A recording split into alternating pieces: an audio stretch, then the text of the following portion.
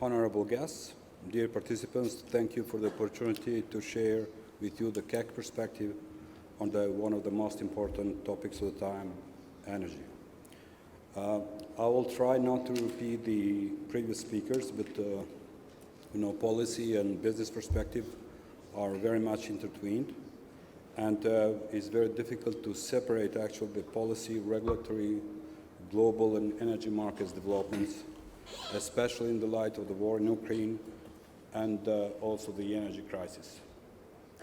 I mean, the policy trilemma that EU and development countries deal with is actually the energy security, energy costs associated with the crisis, and decarbonization, of course.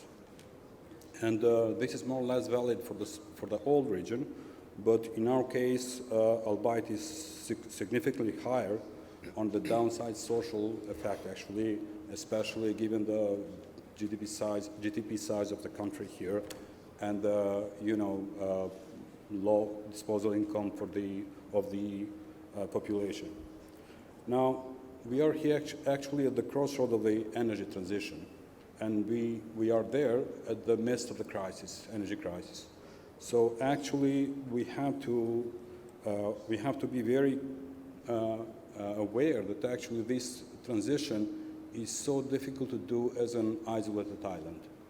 So we have to think more from a kind of one planet approach, although it might sound a bit too ambitious, but at the end we have one planet, and greenhouse effects globally. Now, Kosovo, in comparison to the other countries in Europe, has relatively low emissions per capita. But on the other hand, we have the power sector, which is about 95% based on coal. And we actually, and this becomes, I mean, the transition becomes even more complex when we think about it that actually the low disposable income for the population and the high electricity share of the overall family budget.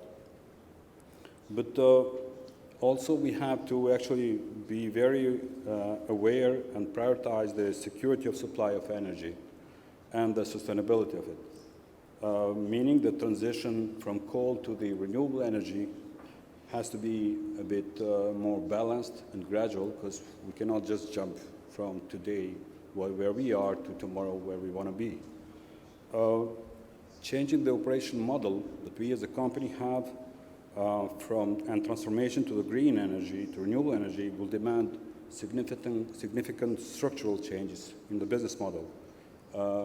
Quite a lot of investments, adoption to the new technologies, new skills requirements, financial sources. And, but we also we see that also that we need also the government to be government aid to be able to mitigate the social and economic cost of the transition. Now, all this actually doesn't actually change our view that transition is a must, and then we have to do it actually. Because at the end, even the energy transition will be in the support of the energy sustainability. Now, studies have shown that significant investments in new power generation as a replacement for or the decommissioning of the existing ones will increase the energy poverty at household with 2 to 6%.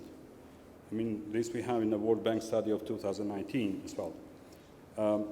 Looking beyond the today high energy prices, it's very difficult to foresee in the foreseeable future, long-term energy future, what holds and what is going to be.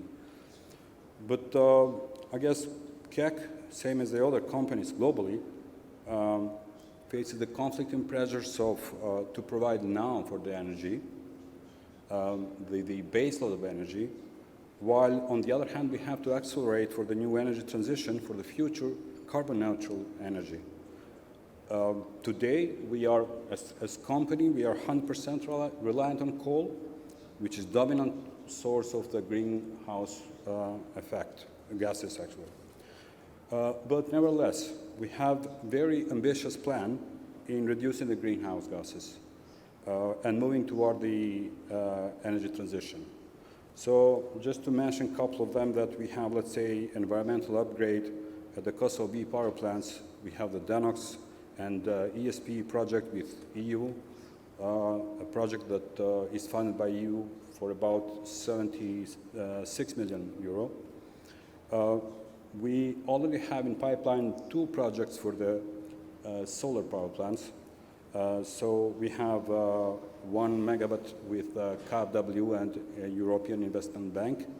And also we have another 100 megawatt, which we are actually doing it in collaboration with IFC, with the aim to do it through the public-private partnership. We also are looking at some capacities for the battery storage, because at the end all this energy has to be balanced, and especially having in mind that inflexibility of the power plants that we have right now. As you can imagine, all these projects are very capital intensive. While in the short term, we have this seasonal variation in demand and the very high energy prices. So it's very difficult to manage all this too. And on the other hand, we have to be very cautious in capital rationing actually, and how we invest in what projects while not risking the sustainability of supply today.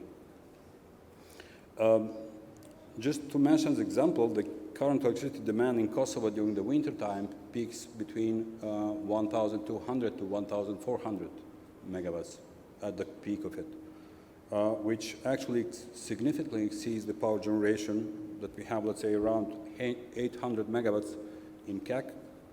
And this is mainly coming due to the heating demand. Now, KEC also today produces around 140 megawatts of thermal energy.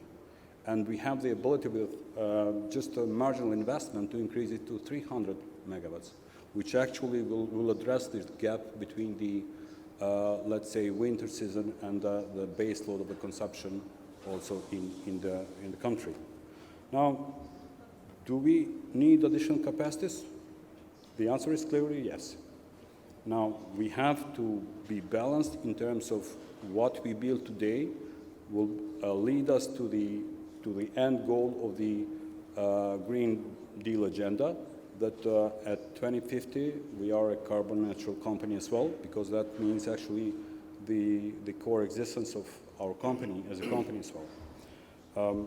Just to mention that KEC in total has around 1,000 hectares of land, unused land, mainly from the depleted mine fields, which actually are potential for the solar and other renewable energy. And we actually, what we plan is actually in the next 10 years as a company, we are committed to increasing the renewable energy for at least 40% of the current production capacities.